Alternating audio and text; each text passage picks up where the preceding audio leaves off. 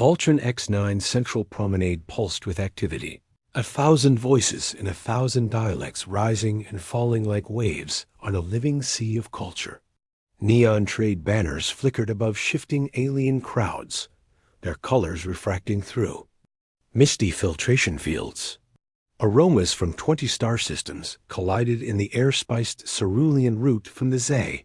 Ozone-grilled meat from volcanic Bracon stalls. The sharp tongue of disinfectant near medbase. The station's peacekeeper drones hovered silently on ceiling rails, cameras twitching as they tracked every motion, every license scan, every heartbeat. It was the heart of galactic diplomacy, the jewel of the Unified Council. And today, its pulse skipped. Kara Lynn crouched beside an access panel near Junction 4 of the main trade corridor. She wore a grease-smeared utility jumpsuit, one arm elbow-deep in the exposed wiring of a magnetic stabilizer. Her dark hair was pulled back into a simple tie, and a single earbud hummed quietly with classical Terran strings. To most passing beings, she looked like another maintenance tech, unimportant, unthreatening, invisible. A fixture, but not two. General Threx of the Croxon Dominion. He loomed among the crowd like a mobile, fortress 7 feet of armored muscle, with ceremonial tusk blades etched in bloodsteel. Croxons valued dominance above all. To them, fear was a language more fluent than trade code. And Threx had grown tired of seeing these soft-skinned, passive humans slinking quietly through the galaxy as if they belonged. They didn't. Not to him, not to his species. Especially not this one kneeling in his path and ignoring his presence. He slowed, observed. She didn't even glance at him. She stayed focused on the panel, one hand tapping methodically through a holodisplay. As if he were just another shadow in the noise. Disrespect. Without a sound, he stepped closer. His clawed hand lashed out and grabbed her shoulder hard, fingers like iron bands wrapping around her collarbone. Her music cut off instantly. "You yield," he snarled in broken trade tan, voice rough with disdain, to superior species. His grip tightened. Every drone in the vicinity blinked their lights once and rotated their cameras away. Nothing was seen. Nothing was heard. This was how it was done. Alien dominance displays weren't uncommon. Council protocols had loopholes, and no one expected a human civilian to resist. And Kara Lynn did not scream. She exhaled.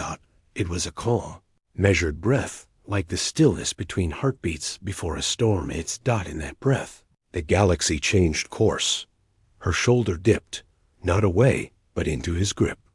Her hand twisted, slid under his elbow, and in one fluid motion, she redirected his mass forward, then slammed her palm into the inner joint of his arm. A wet crack echoed as his elbow hyperextended. Before the snarl could form in his throat, her leg swept low, rotating with brutal elegance, connecting with the back of his knee. The joint buckled. He dropped hard, off balance, falling to one knee. But she wasn't done. Kara pivoted behind him, her arms snaking around his thick neck in a textbook carotid lock. Her grip was perfect, controlled, measured. She leaned in close, her breath brushing the side of his face. "Rule 1, she whispered, her voice low and cold. "Don't touch a Deathworlder." His vision blurred. Blood flow choked off. Muscles spasmed.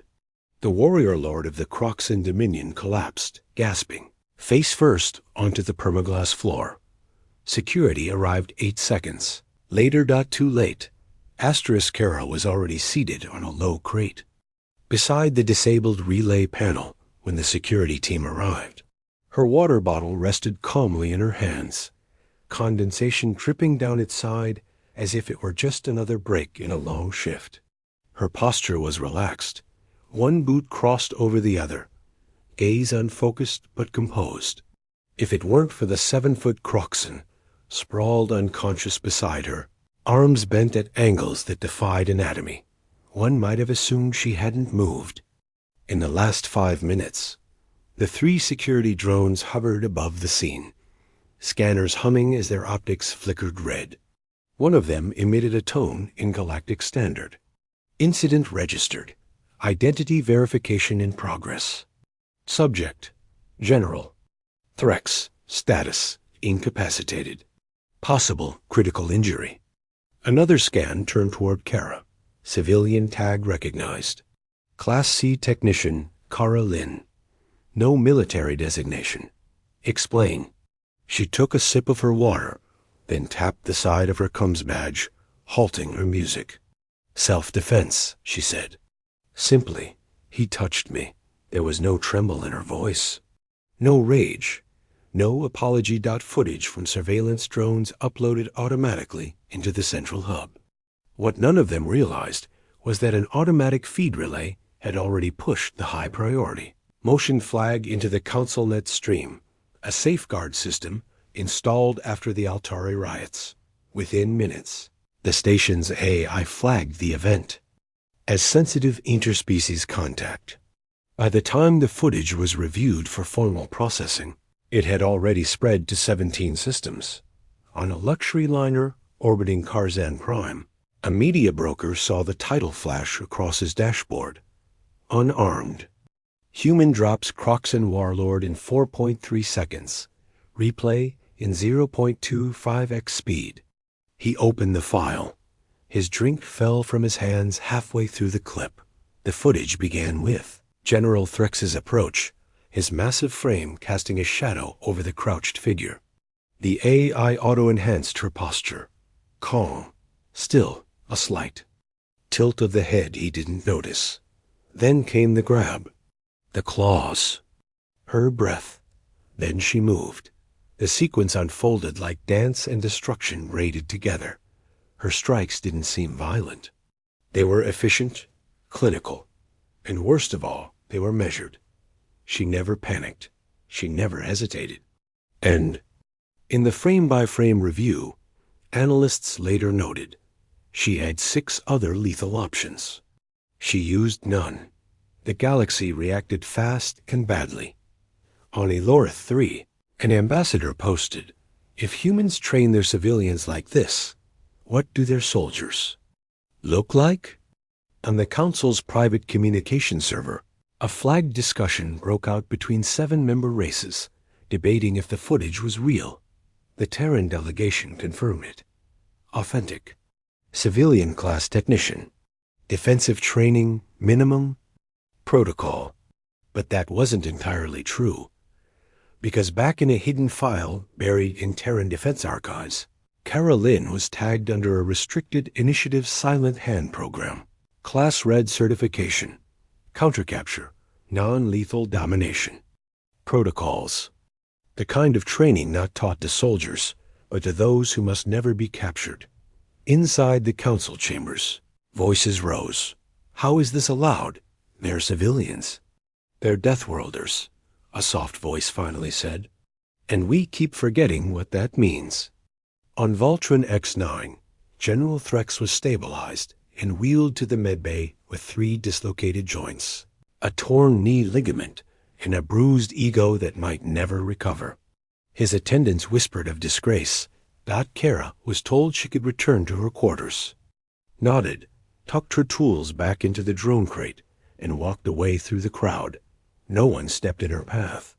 Not even the 8-foot armored Bracken merchant she passed. He moved aside without a word. Behind her, one of the drones replayed the whisper they'd captured on audio.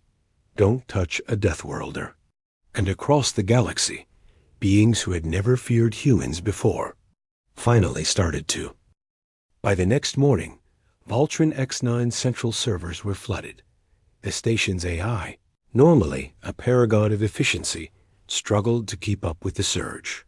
17 independent systems had already mirrored the footage. 43 more requested. Verification. Within hours, every major Galactic News Network official and underground broadcast the same headline in 100 dialects. Unarmed Terran subdues Croxan General in 4.3 seconds footage authentic. Some added their own spice. She barely blinked. Is this what Earth calls civilian? Terran restraint. A new threat? The video itself had become legend. Paused, slowed, analyzed, looped. Alien commentators dissected her movements, like historians reading battlefield scrolls. A popular Grolex channel hosted a 6-part breakdown titled The Silent Storm, Cara Lynn's dissection of a warlord. But the one that went truly viral was the audio-only remix, her whisper, layered over atmospheric strings and synth beats. Don't touch a Deathworlder. Everywhere from luxury hotels in the Khazari Belt to slum towers on Uranus Prime, beings whispered it with awe and fear. Meanwhile, on Earth, in a modest coastal city beneath the Terran Southern Rift, Kara's father sat in his workshop, a welding torch resting idle in his lap. The moment the news alert pinged his holoscreen, he watched the footage in silence, his expression unreadable. She used level 1 holds, he said finally, shaking his head with a sigh. Didn't even dislocate the jaw. Her younger brother leaned against the doorway, a lopsided grin on his face. You sure? That elbow looked like level 2. His father snorted. If it was, he wouldn't be breathing. Back on Voltron X9, Kara tried to continue her day as normal. She returned to Docking Bay 17 and resumed work on the relay panel, but it wasn't the same. Every time she moved, beings flinched. Even the usually brash Velari engineers avoided. Her gaze dotted one point. A young Plith courier accidentally dropped a satchel near her. Kara bent to hand it back. He recoiled. Sorry. He stammered, backing away as though she were made of plasma blades. Kara blinked, confused. It's just your bag. He nodded quickly, hands raised, and fled. Moments later, a small spherical bot floated to her side, bearing the crimson seal of the Galactic Assembly's Internal Security Division. It projected a voice-clipped, formal, Civilian Cara Lynn, you are requested for a voluntary debrief regarding the Threx incident. Council Hall, Deck 72. She sighed and wiped her hands on a rag. Now? The journey through the upper levels was unusually quiet. Doors opened faster. Elevators cleared for her. No one spoke. By the time she entered the chamber, she found herself standing before 12 members of the Galactic Council alien species with eyes, horns, feathers, or bioluminescent skin. All watching her dot at the center stood an ambassador of the Croxon Dominion, red-faced with barely concealed rage. To his left, a representative of the Terran Union, calm, silent. The Croxon snarled. That civilian attacked a superior officer. She should be exiled or executed. Kara stood perfectly still. The Terran delegate didn't flinch. General Threx initiated physical contact without provocation. My citizen responded with restraint. Restraint? The Croxon bellowed. He couldn't walk. The delegate smiled faintly. Yes, and yet he lived. A ripple of unease passed through the chamber. Then the elder Kalevar representative, oldest among them, leaned forward and asked Kara directly, Is it true you are not trained as a soldier? She met his glowing gaze without hesitation. Yes. I'm a technician, drone repair and systems maintenance. Another voice asked, Then how did you learn? That? Kara's reply was calm, simple. Where I grew up, you learn to survive. The land teaches you. So do the people. So does history. A long silence followed. Then the room erupted in quiet chatter, some shocked, some intrigued, some afraid. And in that moment, what had started as a scuffle in a docking bay became something far more profound. Dot across the stars. The galaxy realized it had misjudged humanity, and Carolyn had just become the face of a silent revolution. Asterisk. Word of the council session reached every corner of Voltron X9 before Kara even left the chamber. By the time she stepped into the lift, Hundreds of eyes tracked her movements from behind security screens and news feeds. But Kara didn't see any of that. She stood quietly, hands behind her back, as the lift descended 23 decks down to the maintenance sector where she'd lived and worked unnoticed for the past year. Unnoticed. That word no longer applied. At the same moment, in a sealed conference node within the heart of the Galactic Assembly, a confidential meeting unfolded under emergency encryption. Only 12 beings attended, one from each of the core worlds. No advisors. No press. A projection hovered in the center of the room, frozen on the moment Kara twisted General Threx's elbow out of socket. The room was silent. Then, with a slow click of mandibles, the insectoid vault representative broke the silence. We assumed they had abandoned their violent roots. They haven't, replied the Zorathi elder, tenting his luminous fingers. They've just learned to sheath them. But she's a civilian, muttered the scaled Alheran speaker, still clearly unsettled. If civilians are capable of this, imagine their soldiers, finished the vault grimly. Or worse, added the Kelavar ambassador, glowing skin pulsing dim blue. Imagine if she is their soldier, and we just never noticed. The room shifted uncomfortably. From the back, the Terran ambassador spoke. He was a small man compared to the towering species surrounding him, but his words carried a quiet finality. You've spent decades measuring us by your own standards. But humans don't grow soft with peace. We grow precise. There was silence again, until one counselor whispered, "We need protocols." And so, within that hidden room, a directive was drafted. Confidential. Red line policy initiative. Do not physically engage Terran citizens without explicit, voluntary consent. All security units are to mark Terran civilians as priority variable. Threats until further notice. Full reassessment of Terran training doctrine is advised. The memo was classified. But not for long. Within hours, it leaked to a dozen back channels and underground networks. And from there, it exploded. The galactic public didn't know how to respond. Some were outraged, others terrified, but many, especially those from fringe systems or vulnerable species, were relieved. The idea that humans, once mocked as volatile brutes, had chosen control rather than forgotten violence, was oddly comforting. In places where council security often failed to protect the weak. Carolyn's calm defiance became a symbol of quiet justice. Her face appeared in murals, data chips, and anti-slavery pamphlets. She became known by a dozen names: the soft-spoken storm, the trigger with no gun, the technician of terror. Back on Voltron X9, Kara found her quarters filled with unsolicited gifts. Exotic teas, weapon-grade armor polish, a handmade plaque from a group of Velari engineers that read, "To the one who said no and meant it." She frowned at the attention, then turned away, muttering, "I just fixed drones." Meanwhile, in a hidden underground facility on Earth, training cadets reviewed her footage as part of a new interspecies engagement module.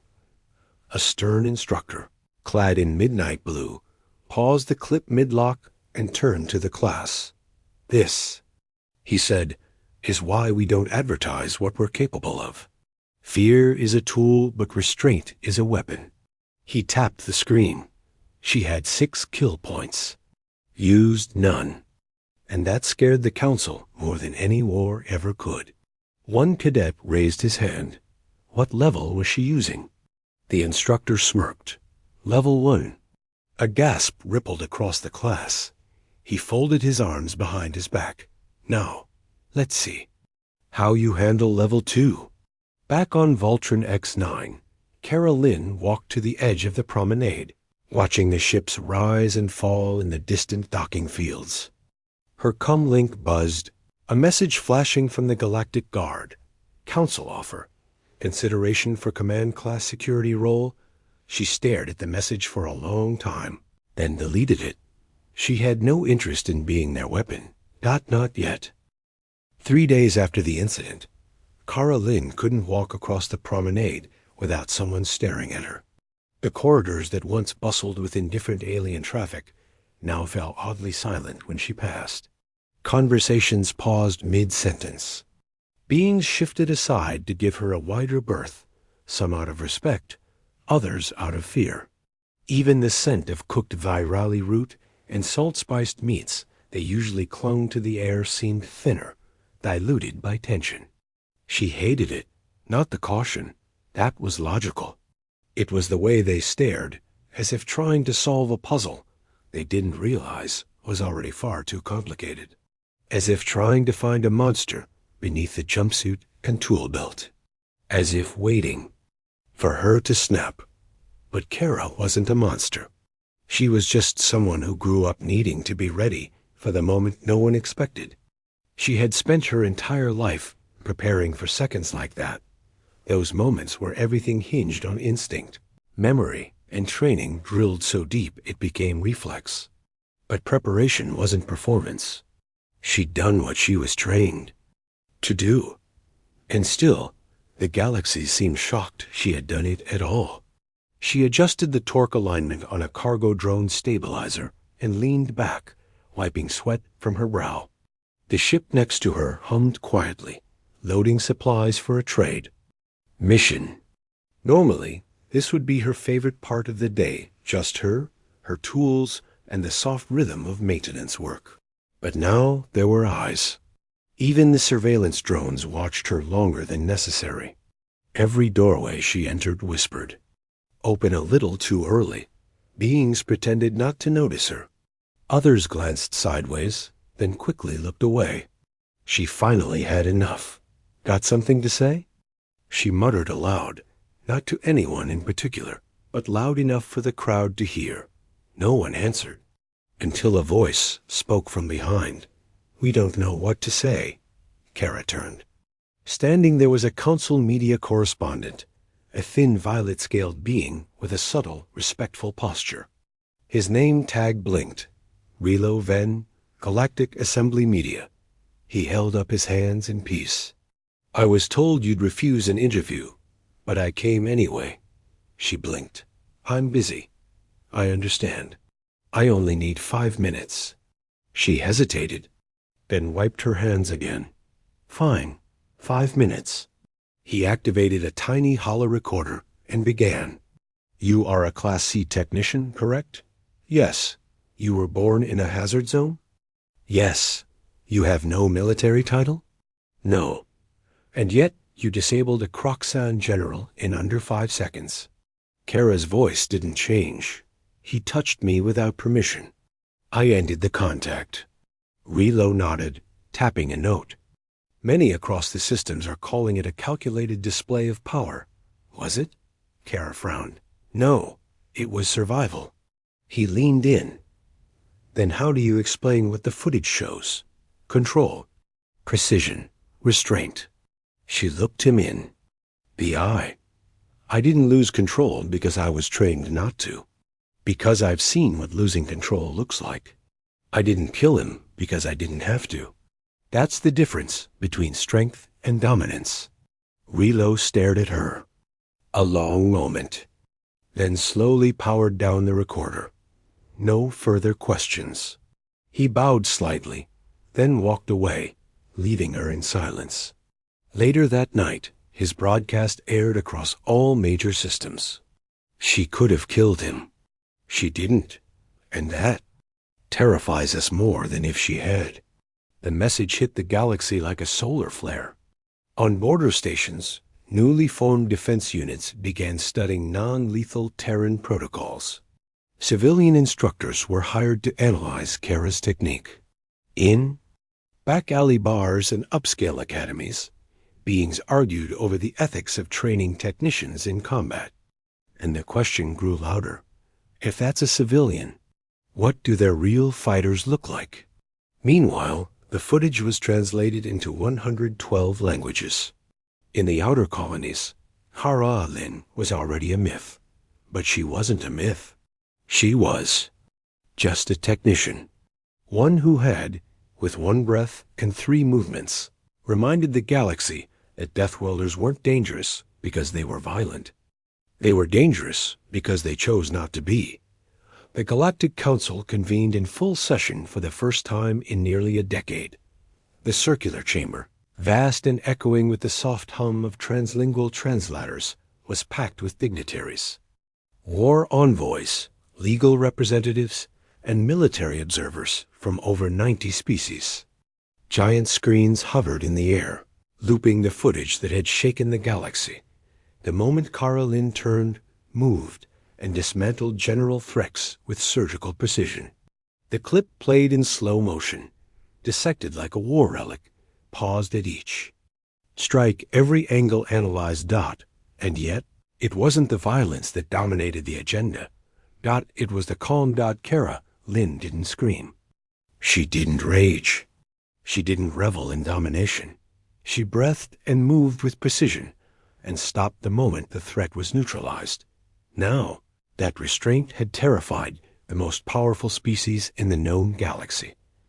Counselor Vermouth, a skeletal being of the Zaxxary Syndicate, stood to speak, voice laced with unease. This technician, Kara Lynn, she's not registered in any military database. Her training cannot be accounted for by known Terran civilian programs. This violates multiple transparency accords. The Terran delegate, Ambassador Sylin Mera, adjusted her coat calmly before responding. She is not a soldier. She is a graduate of a civilian defense initiative that exists on Earth's more hazardous territories. Your own planetary protocols would not consider it military either. Counselor Drassic of the Croft Dominion hissed, fangs bared. She disabled the decorated general in 4 seconds. Mera replied coolly, after he violated personal boundaries, without consent, without warning. Our civilians do not submit to violence because of your outdated cultural traditions. The chamber buzzed with murmurs and static. The tension was thick, but the weight of what had happened pressed down on them all. Then Counselor Ishan of the Kalavar Confederacy rose. His glowing form flickered gently. Perhaps we must accept that our measurement of strength has been flawed, he said softly. Humans have not abandoned their violence. They have mastered it. And what we saw in Kara Lynn was not fury, but restraint shaped into an art form. That sentence echoed through the chamber. In silence, a new proposal was submitted. Unified Interspecies Directive 991C. Physical engagement with unarmed Terrans without consent is prohibited. All security. Training modules must include a section on Deathworlder restraint combat. Any civilian who demonstrates Kara Lynn class response time shall be classified as Class Gray A, neutral deterrent rank. The directive passed unanimously. For the first time in Council history, an individual had changed galactic policy. Later, that evening, in a more private chamber, Ambassador Mera met with Kara in a quiet observatory above Deck 200. The stars glittered outside the domed glass like frozen lightning. You realize what you've done? Mera asked, offering her a drink she didn't take. I fixed a drone, Kara replied dryly. Mera smiled faintly. You've shifted the balance of deterrence. For centuries, only armies could do that. You did it with 3 moves. Kara shrugged, still gazing at the stars. He touched me. That was his mistake. You've been offered a place in the Council Guard, Mera continued. High-ranking. Advisory capacity. You'd report directly to security oversight. I'm not interested in being a symbol. You already are. Kara turned her head. I didn't do it for politics. I did it because he grabbed me. I want to go back to fixing machines. Mera paused. And if they keep coming for you? Kara's voice was calm as ice. Then I'll remind them why they shouldn't. From that moment on, a quiet, unwritten rule spread across the stars. Never touch a Deathworlder. Not because they'll kill you, but because they'll choose not to. And that will haunt you more than death ever could. Asterisk. 3 weeks passed. On the surface, Voltron X9 returned to normal. Cargo shipments resumed. Trade guilds reopened their lounges. The scent of galactic cuisine once again filled the promenade. But below the polished calm, something had changed permanently. In the staff registry, Kara Lynn's name hadn't moved. She was still listed as Civilian Class C Technician, docking Sector 17, but unofficially, her presence now radiated across the station like a silent gravitational pull. Her corridor was never crowded. Her tools were never borrowed. Her lunch seat at the staff commons was always left open. No one dared sit too close. The technicians didn't speak about it, but they adjusted. They nodded respectfully. When she passed, engineers double-checked their posture when she entered the room. It wasn't fear, not exactly. It was the awareness of being in the presence of something deliberately restrained. She hadn't changed. She still repaired drone servos and adjusted maglock panels. She still drank the same cheap recycled tea from the mess hall dispenser. But now, wherever she went, security drones scanned twice. Council officers watched from discreet distances. Diplomats avoided eye contact. Kara didn't ask for this. She hated attention. And yet, her name was whispered on stations and moons she'd never been to. In the slums of Ralgith Minor, street children repeated her takedown in alleyway games. On high-orbit academies, alien cadets studied her stance, her decision timing. On warships, Terran officers silently uploaded her footage into their training.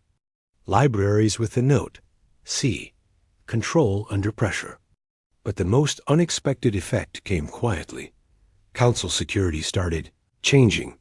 The elite guard, once filled with ceremonial posturing, now began seeking instructors from Earth, not soldiers. Civilians. Instructors from volcanic ridges and acid lakes. From predator-filled forests and seismic zones. Deathworlders. Survivors. People like Kara Lynn. Not all council species approved. Some scoffed, some protested. But others, the ones who'd survived real war, who'd lived through broken trees and broken bones, those species understood something fundamental had shifted. Doctrine emerged in whispers. Red-level directive. Deathworlder civilians do not provoke. Do not engage physically. If in doubt, disengage. Officially, it didn't exist. But every guard memorized it. And on every council-controlled station, security drones began to tag human technicians with a soft blue flicker on their ID scans. Class Gray. Observe. Do not touch. Back on Voltron X9, Kara sat alone in the dim glow of docking Bay 17, cross-legged on a crate as the last ship for the cycle docked quietly beside her. She tapped out a diagnostics routine and paused as the station lights dimmed into overnight mode. The stars beyond the hangar flickered, like burning pinpricks through the bay's transparent dome. A voice spoke from the dark. "You really don't like talking to people, do you?" Kara glanced up. It was the Kelevar security liaison, a tall, bioluminescent species with skin like rippling pearl. He wasn't posturing, wasn't armed, just curious. Kara shrugged. "People tend to talk at me now, not with me." He nodded, stepping closer, but not too close. "Why didn't you accept the council guard position?" "Because I don't want to be used. Even if it means making real change?" She gave a faint smile. "Real change doesn't come from titles. It comes from someone being brave before they're told to be." He studied her. "You terrify them, you know." Kara sipped her tea. "Only because they thought we were weak." A long pause. Then he said softly, "They've started reclassifying human technicians in the high-threat zones. They're calling it the Kara Lynn Clause." She blinked. "That's stupid. Maybe, he agreed. But no one's been grabbed without consent since. She chuckled quietly, a dry, amused sound. Then she looked back out at the stars. Behind her, etched into the wall beside the docking panel, someone had carved a phrase in bold letters. Do not touch the Deathworlder. No name, no context. Just a warning, and a truth the galaxy had finally begun to understand. Asterisk somewhere deep beneath Earth's crust, where seismic tremors whispered like ghosts and magma shimmered behind reinforced observation glass, the Silent Hand Training Facility ran another midnight drill. 12 trainees in black, skin slick with sweat, moved in silence across a simulated starship corridor. No shouting, no wasted motion, just rhythm, breath, and brutal clarity. On the main screen above the combat deck, the viral footage of Kara Lynn played on loop. Again, and again. Each trainee had seen it hundreds of times. Instructors didn't praise it. They didn't dramatize it. They dissected it frame by frame. Note the entry angle, barked Instructor Vale, voice calm but sharp. 4 degrees inside his dominant shoulder. She nullified his strength before he used it. The cadets didn't speak. They adjusted, practiced, corrected. She used one hand, one pivot, and no excess aggression. That is the point. She didn't make it personal. She made it final. The screen froze on the final moment. The lock, the whisper, the fall. Turned to the class. She didn't even escalate to level 2. And still, she caused a political cascade across 17 systems. That, cadets, is what true control looks like. A moment of silence passed. Then he added, if you think she was lucky, you're not ready. If you think she was violent, you're blind. She was surgical, precise. One breath before the act, one breath after. That's what separates survivors from symbols. Back on Voltron X9, Kara had no idea her name had been stitched into defense modules, training doctrines, and internal threat briefings. She didn't know that the Council had quietly dispatched a special research unit to Earth to study civilian training zones. She didn't care that several military leaders now referred to a new internal code, K-Lin Event Protocol. She was back in Bay 17, knee-deep in a drone's central reactor, grumbling softly as she coaxed a stubborn coil array into place. Her jumpsuit was stained. Her tea was cold. Her shoulder ached. And still, she preferred this life over any uniform. Outside, the hangar, the galaxy spun on, vast and uneasy. On the edge of known space, a minor conflict flared between border factions. An alien general demanded obedience from a human trade envoy, loud, aggressive, arrogant. The envoy remained seated, unmoved. When the general placed a clawed hand on the human shoulder to force compliance, the room held its breath. The human simply turned and said, you may want to re-watch the Kara Lynn footage before you continue. The general's hand withdrew instantly.